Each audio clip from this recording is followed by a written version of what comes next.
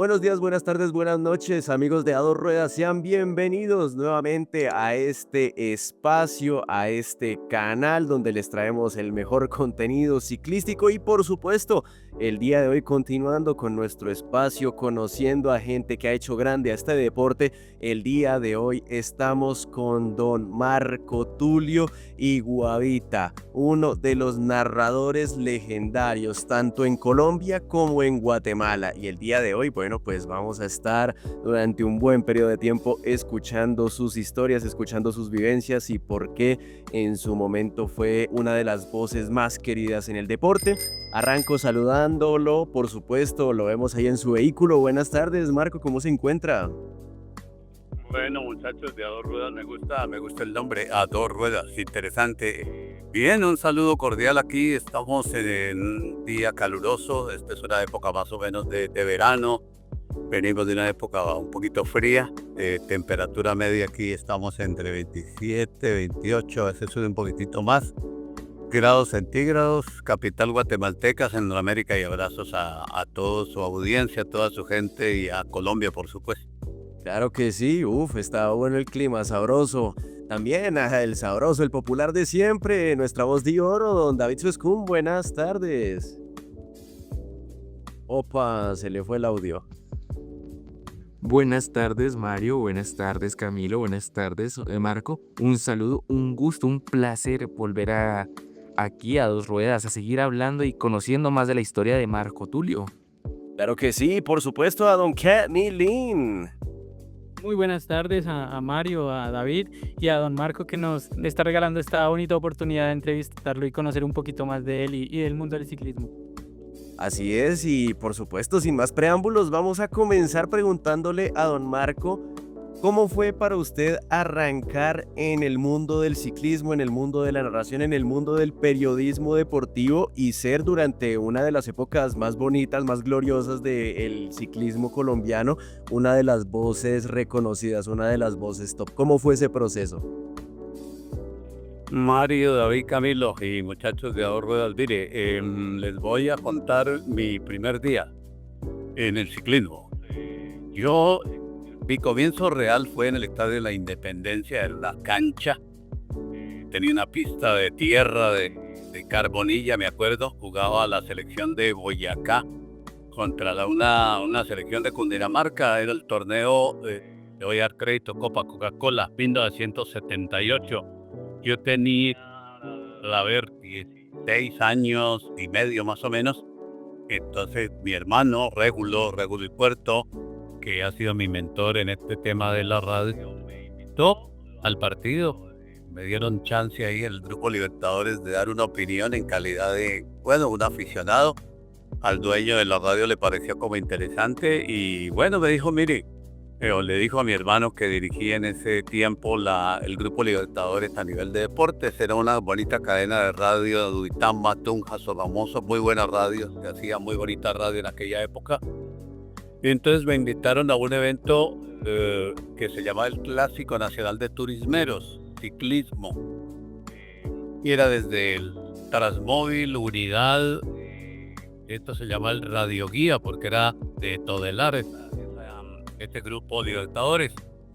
Entonces, este día fue mágico porque fue la primera vez que yo pude experimentar lo que ya había escuchado por radio, a Caracol, a RCN, a Todelar, en las vueltas a Colombia, los clásicos RCN, imaginarme las carreras internacionales. No era, digamos, mi idea inicial, ni era mi propósito. Fue una situación muy anecdótica porque de la nada entré a ese grupo como, digamos, invitado especial, me daba el chance, ya montado en ese Transmóvil, en esa radioguía de color verde, con los técnicos, los locutores, la carrera, la vivencia, pasar por Maipa, Tibasosa, Sogamoso, vivir el ciclismo ya en vivo y en directo fue una auténtica locura para mí.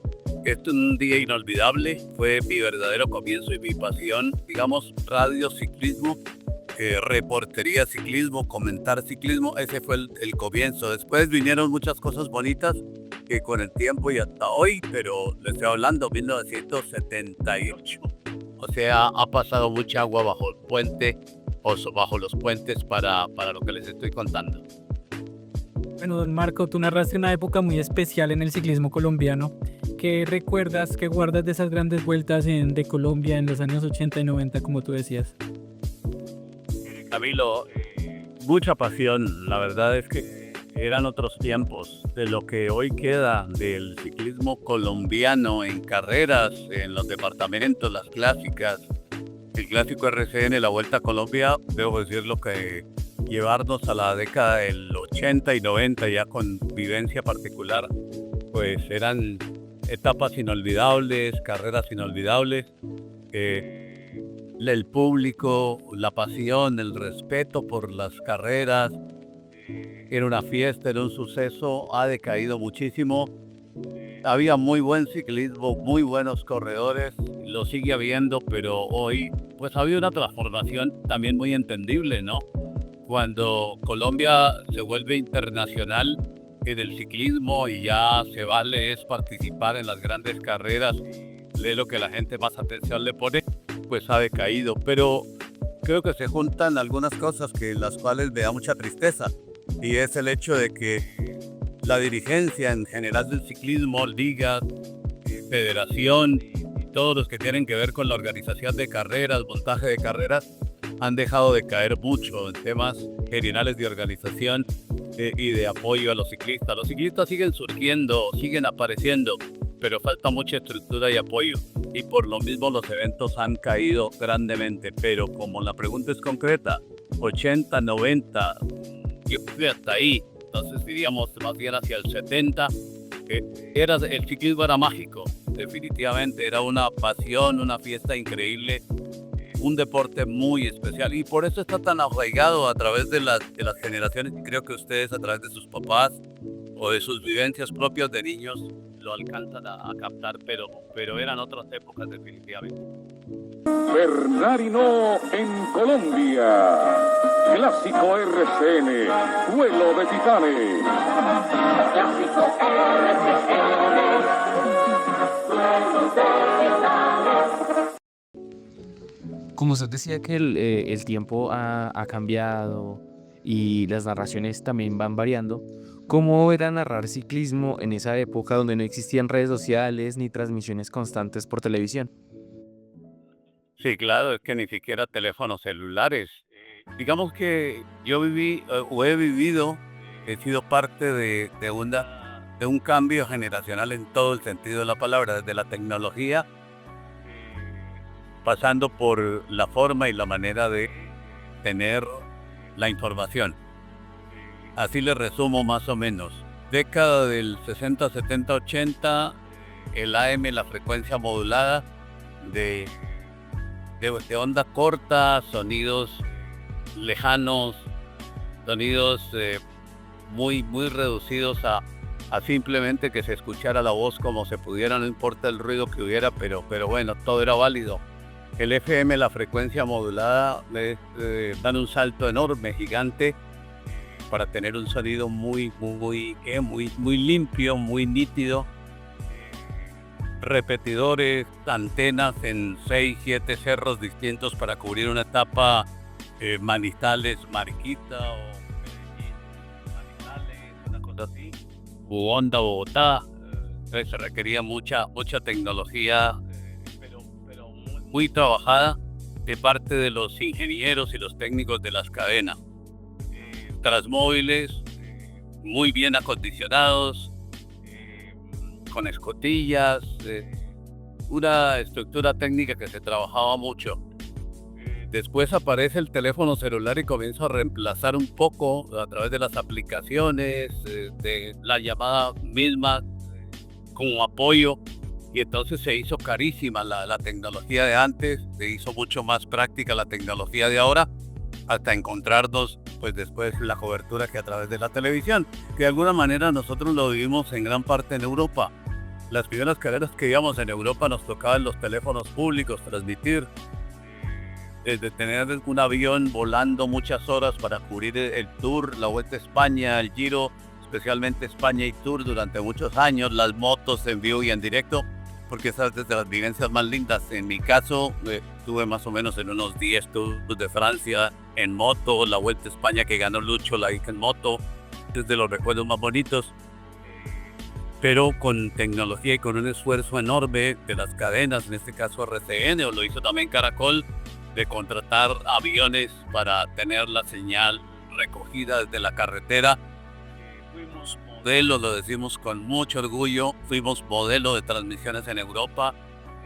Los españoles, los franceses, los alemanes, los noruegos, todos, en general los mexicanos mismos, gente que iba a Estados Unidos a seguir algunas carreras, admiraban mucho el trabajo en general, no lo digo en tema particular, sino en general. RCN y Caracol fueron empresas y marcas poderosísimas y que le brindaron muchísimo, porque había que cubrir una etapa contrarreloj, no había información en la meta, entonces nosotros nos encargamos de ayudarles y de darles información de los tiempos, de los cronometrajes, de los cambios de liderato, de la vivencia de la carrera en carretera, traducido todo hacia la meta. Y después fue muy fácil porque la televisión, el internet, las páginas, la cobertura mediática, pues como ahora pasa, ¿no? Todo lo tienen en las salas de prensa, en la meta, y no digamos en cualquier lugar del mundo. Cuando un teléfono usted se mete a las aplicaciones y tiene toda la información, exceso de información, tía y yo, después hay que procesarla. Pero en esas épocas no teníamos nada y todo era muy trabajado desde lo empírico, pero era muy bonito, era muy emocionante y fue un modelo que admiraron mucho las radios españolas, sobre todo las radios españolas. Marco, y a partir de eso, no solamente el cambio se tuvo que dar a nivel tecnológico, ¿usted cree que también la forma en la que se cuentan las carreras, en la que se narran los sucesos, ha cambiado con el tiempo o esa se ha mantenido a lo largo de su trayectoria? No personal, sino me refiero a nivel global. Claro, ha cambiado para bien y ha cambiado yo no diría que para mal, me parece que yo prefiero pensar y creer, y lo defino como que hay una nostalgia del relato y la fantasía de antes, que se relataban muchas cosas, se hablaba mucho del paisaje. Yo no digo que voy a exagerar, o que exagerábamos, pero sí había, digamos, algo que era muy bonito, era muy romántico. Ahora me parece que falta un poquito de eso, pero creo que somos mucho más de comentar el ciclismo, de narrarlo sobre hechos reales, de lo que está sucediendo en carretera, de lo que realmente sucede en las estrategias, del avance tecnológico, en la preparación de los ciclistas, en la comunicación que existe ya y la posibilidad de comunicación de los carros de los directores deportivos, de los mismos ciclistas con sus técnicos, de las estrategias. Mucho, es muy bonito. Lo que actualmente tenemos es mucha tecnología al servicio de los medios de comunicación. Antes, digamos, había menos tecnología, menos opción, y había un poquito de más verso, de más poesía, de más imaginación. Ahorita la imaginación, la verdad es que es poquísima, porque es sobre hechos reales que se comentan. Bueno, don Marco, nos contabas un poquito de la Vuelta a España que gana Lucho Herrera, pero bueno, contando esa, ¿hay alguna otra y esa que te emocione todavía contar, que te emocione todavía recordar? Sí, hay varias. Una la viví de muy lejos. Por ejemplo, viví el Dauphiné Libéré de Martín Ramírez o el Dauphiné Libéré de Lucho Herrera. Esa es una carrera increíble. O sea, son carreras increíbles. Digo, las viví de lejos porque me tocó hacer el máster con Rubencho, creo que fue la de Lucho, sí, y la de Martín me parece que también. Hicimos el máster, o sea, desde cabina. Eso es otra manera de vivirla, ¿no? De vivir la carrera, no en vivo y en directo. Tuve una experiencia muy bonita, pero que me tocó vivirla solo, porque antes viajábamos varios, grupos de 10, hasta de 15, en cada una de las cadenas llevaba mucha gente, entonces pues era, digamos que más suave el trabajo. Tengo una vivencia del mundial que ganó Armstrong en Noruega, en el Mundial de Oslo, que me tocó solo y fue una bonita cobertura porque había una muy bonita, a ver cómo le digo, había una muy bonita amistad con un bloque de corredores muy interesantes, empezando por la estrella de la época, que era Miguel Indurain. Indurain, digamos que fue amigo, o me hice amigo de Miguel durante todas las coberturas. Cuando Miguel era un ciclista, digamos que estaba comenzando, tuvimos la oportunidad de charlar muchas veces. Él se acordaba siempre, después cuando fue campeón del Tour, o sus primeros Tours, fue muy, muy querido, muy especial. Entonces era llegar a las zonas de partida o a los sitios de llegada, se respetaba mucho al periodista y su trabajo, entonces te daban entrevistas. Ahorita no te dan entrevistas, no porque el ciclista no quiera, sino como pasa, ¿no? Detrás ahí un empresario, un delegado, los llevan, no los permiten ni para las conferencias de prensa, es muy difícil. Pero en esa época había mucho más conexión. Entonces, de todo eso se derivó algo que para mí ha sido muy bonito, el Mundial del 95, que fue en Duitama, Tunja, Paipa, que fue muy bonito, es mi tierra, por cierto. Entonces, estar uno en sus pueblos, en su tierra, de lo que se había imaginado uno cuando estaba comenzando en esta actividad del periodismo, de lo que les contaba, cuando yo era un muchachito, a tener a Iapucci, Guño, Pantani, Abraham Orlando, Indurain. Y Miguel, cuando llega a Bogotá, había una legión de colegas, de periodistas, todos esperando la llegada de Indurain, que era un suceso. Es que llegar a Colombia, correr en Colombia un mundial, todos personajes, pero especialmente Miguel, era increíble. Y Miguel tuvo el detalle cuando llegó al aeropuerto y me vio, se dirigió a mí en medio de todos los colegas y fue muy especial y fue muy bonito. Y después un mundial apoteósico, espectacular. Lástima que los ciclistas no alcanzaron a, digamos, los colombianos a figurar un poco más. Pero digamos que son estos eventos donde uno lo recuerda por siempre, ¿no? Y los tiene muy en la memoria. De vivir lo de allá a lo local, a lo vivido en Colombia, extraordinario. Y después de la Vuelta a España y el Dauphiné que les cuento, yo diría que la participación del Café de Colombia en 1985 con Herrera y Parra fueron etapas memorables, inolvidables. En Francia nos amaban, nos querían, la afición del ciclismo en Francia, porque los ciclistas colombianos eran definitivamente una locura, ¿eh? Sucho Herrera era el James Rodríguez en su mejor momento, el Pío Valderrama en su mejor momento, el Lucho Díaz en su mejor momento, o el Egan Bernal o el Nairo Quintana, pero multiplicado, con todo respeto, por tres veces más de expectativa, porque era muy exótico que un ciclista colombiano como Lucho Herrera corría como corría en las montañas, en los Alpes y los Pirineos. Usted vive ahorita en Guatemala y durante muchos años estuvo narrando ciclismo en Guatemala. ¿Cómo fue esa experiencia y qué diferencias hay en el ciclismo colombiano?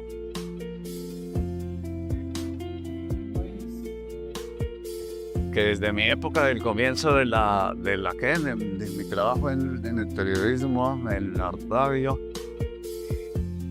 era un país muy interesante porque las vueltas a Guatemala, con la Vuelta a México, la Vuelta al Táchira y la Vuelta a Chile, pero más que nada era México, era Táchira y era Guatemala, eran el Tour, el Giro y la Vuelta a España de hoy. O sea, Europa no existía. Entonces, los triunfos internacionales más bonitos, los que se disfrutaban más, eran estas carreras. Desde allá tengo memoria de Guatemala. Lo de Guatemala no es circunstancial porque era la década del final del 90, 93, 92, 93. Estábamos todavía en furor ciclístico de Colombia en Europa. Enviaron una carta a Caracol de Emisoras Unidas pidiendo el apoyo de una persona o dos personas para la transmisión de ciclismo de la Vuelta de Guatemala, que en octubre. El primero que vino a Guatemala en esa condición de invitar a Emisoras Unidas fue Alfredo Castro, el comandante Castro, mi compañero de muchas batallas. Éramos compañeros en Caracol.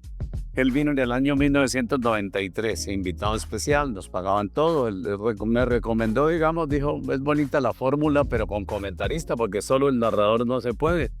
Hay que tener un comentarista que me ayude con los tiempos, clasificaciones, a tener opinión, apoyo, tal. les gustó la idea a los dueños de la radio. Yo vine al año siguiente, en el año 94, les gustó el tándem que hacíamos con Alfredo. Publicitariamente cayó muy bien la transmisión y entonces, bueno, ya volví durante los siguientes años de invitado especial siempre con Alfredo. En ese accionar de venir como invitado, conocí a una colega periodista que nos hicimos amigos, después nos hicimos novios, terminamos casados, guatemalteca ella, y de un año sabático que creí venir con un permiso que me dieron en Caracol en el año 2001, al final terminé con 2 años y a los 2 años me dijeron en Caracol que si iba a volver o no iba a volver. Dije que me quedaba y que después anunciaba y llevo 25 años ya en Guatemala viviendo la experiencia, no solo de ciclismo, la verdad es que aquí en Guatemala hay 2 o 3 carreras grandes, nada más, empezando por la Vuelta.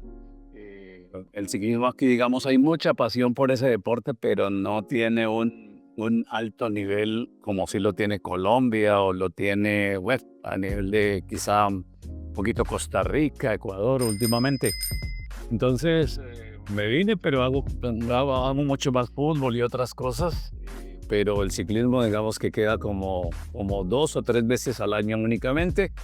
Y aquí a Guatemala ya Alfredo no trabaja en otra radio, competencia, pero somos buenos amigos y compañeros.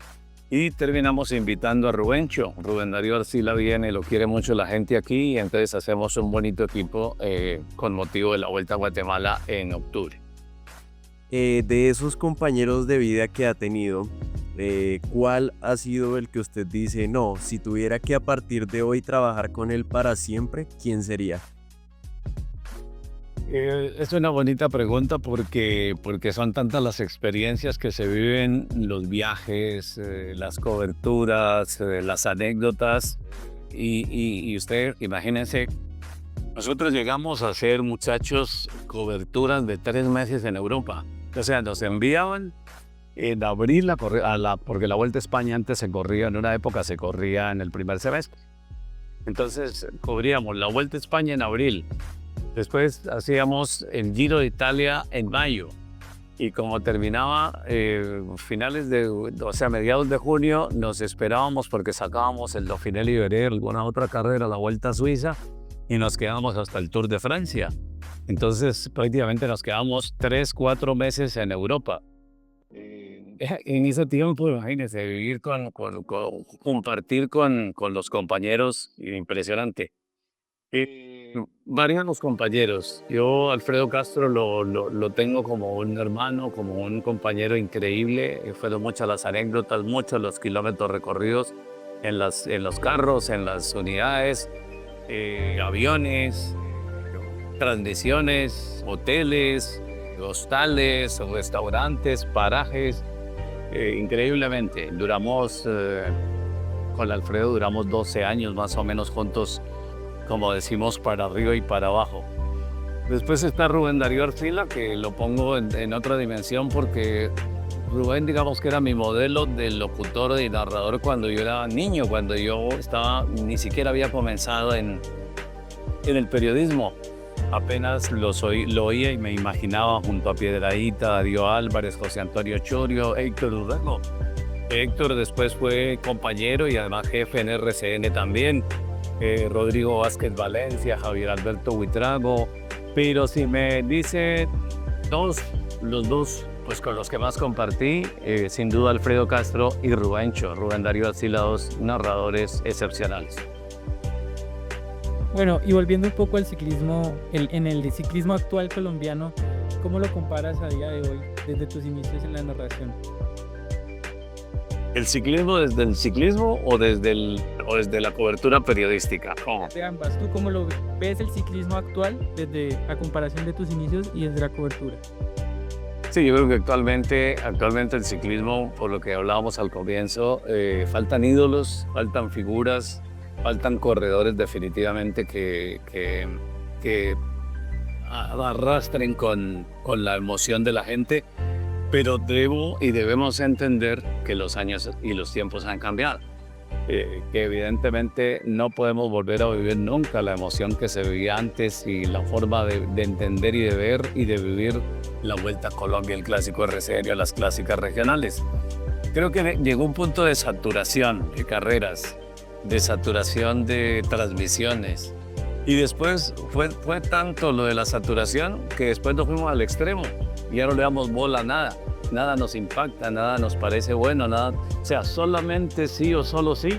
Si Egan Bernal es líder del Tour o está entre los 5 primeros o Nairo Quintana nos revive las espectaculares actuaciones o que aparezca de la noche a la mañana alguien realmente como una gran figura, pero ya no nos vale. Entonces nos fuimos al otro extremo. Yo creo que, y un poco lo mismo también a nivel de la cobertura, a mí me parece muy duro, por ejemplo, muy bravo, el hecho de que haya que cubrir eventos de 20 y tantos días donde el protagonismo de los ciclistas colombianos es nulo y entonces tenemos que hacer transmisiones extensas en la televisión, rellenar espacios de manera impresionante, pero donde no son protagonistas los ciclistas colombianos.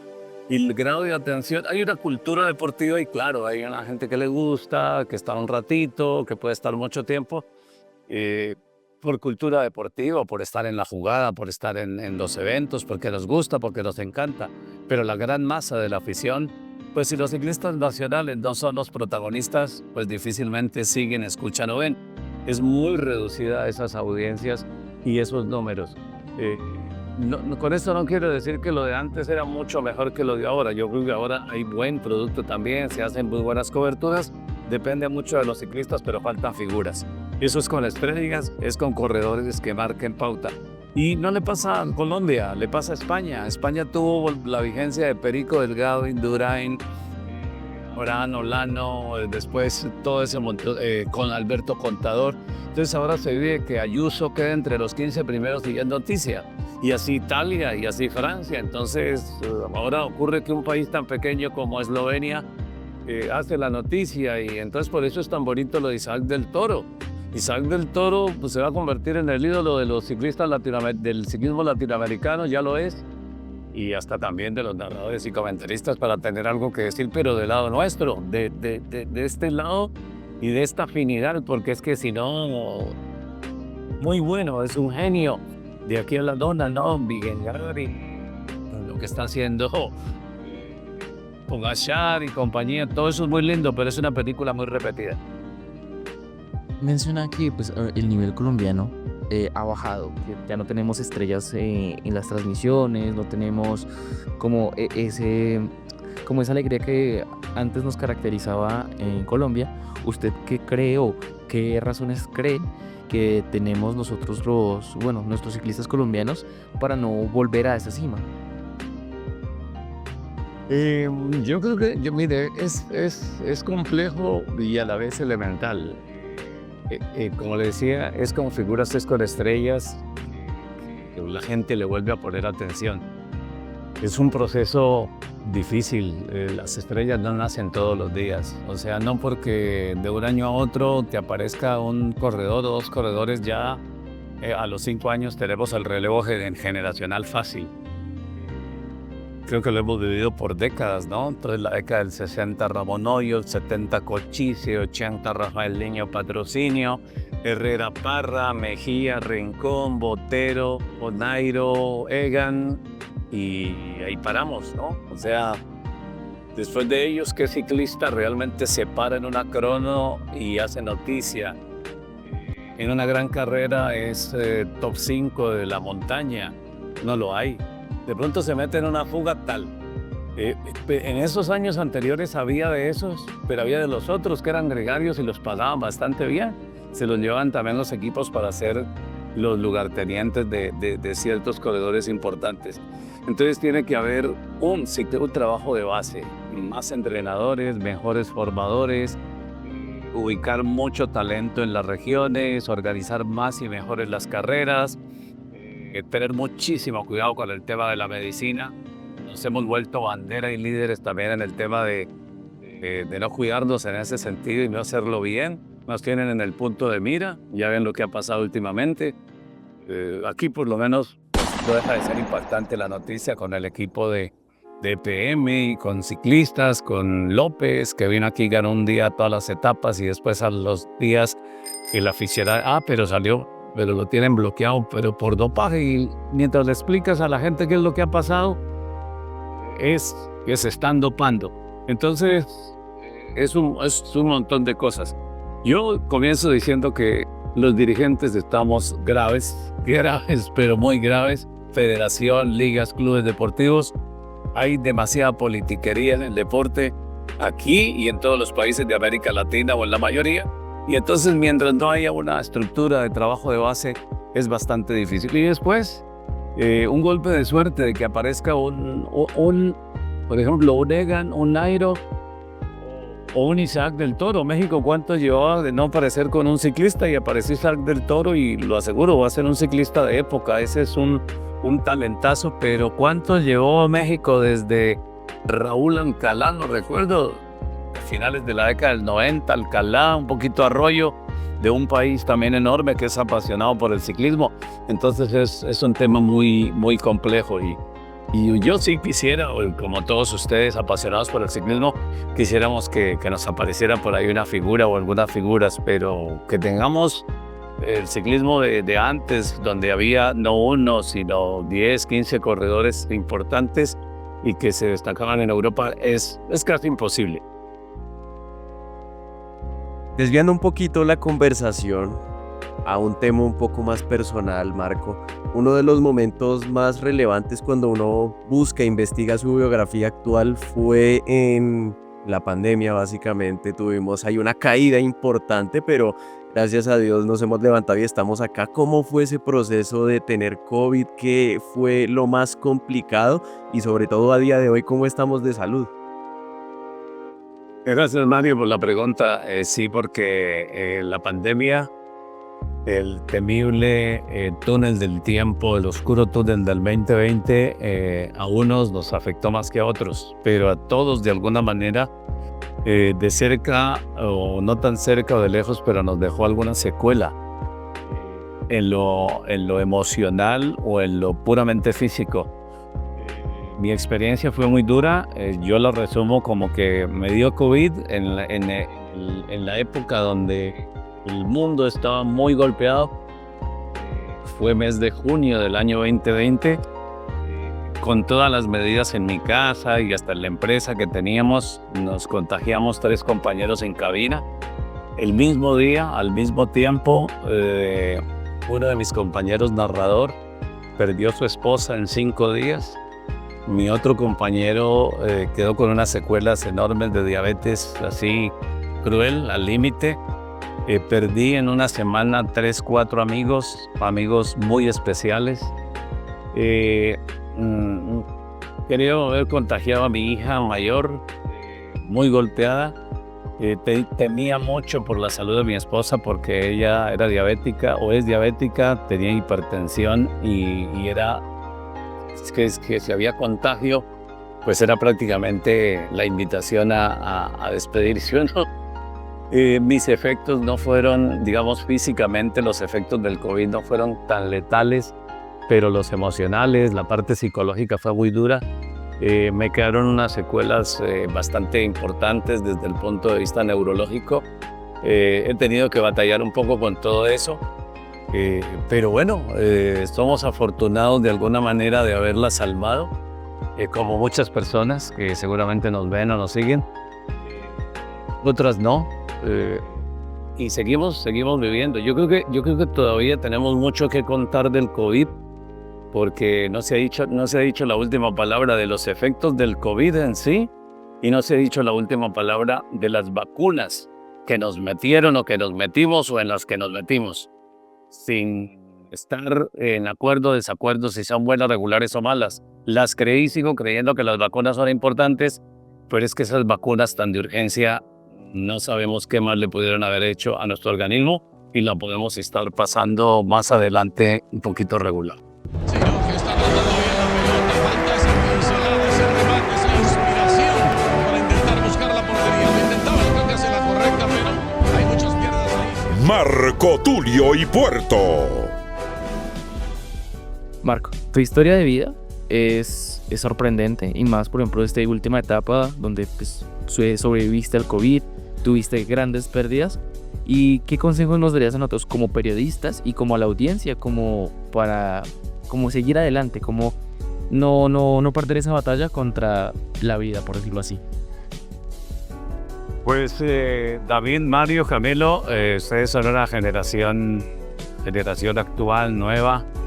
¿Qué les tengo que decir a ustedes o a sus seguidores o a la gente que tiene la pasión por los medios de comunicación, por la comunicación en sí, por toda esta vivencia del deporte? Yo creo que lo que primero tengo que decir es que todo lo que se ve, lo que se haga con pasión.